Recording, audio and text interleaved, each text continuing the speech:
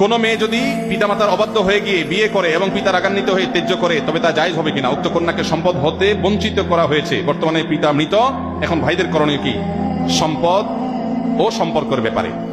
ভাইরা আমার, ত্যায্য পুত্র করা বলতে কোনো কিছু ইসলামে নাই। ইসলামে রক্ত সম্পর্কেও কাউকে কখনো ত্যাগ করা যায় না। আত্মীয়তা সম্পর্ক রক্ষা করা কি সুন্নত না ফরজ? কোন যুক্তিতে নিজের সন্তান হোক, ভাই বোন হোক, চিরকালের জন্য ত্যাগ করলাম, এটা করা জায়েজ নাই। অভিমান করতে পারেন, অভিমানের মেয়াদ সর্বোচ্চ 3 দিন। সর্বোচ্চ কয় দিন? লা ইয়াহিল্লু লিমুসলিমিন আন ইয়াহজুরা আখাহু ফাওকা সালাসি লায়াল। 3 দিনের বেশি কোনো মুসলমানের সাথে আপনি সম্পর্ক ছিন্ন করে থাকা জায়েজ নয়। অতএব 3 দিন রাগ করে থাকতে পারেন।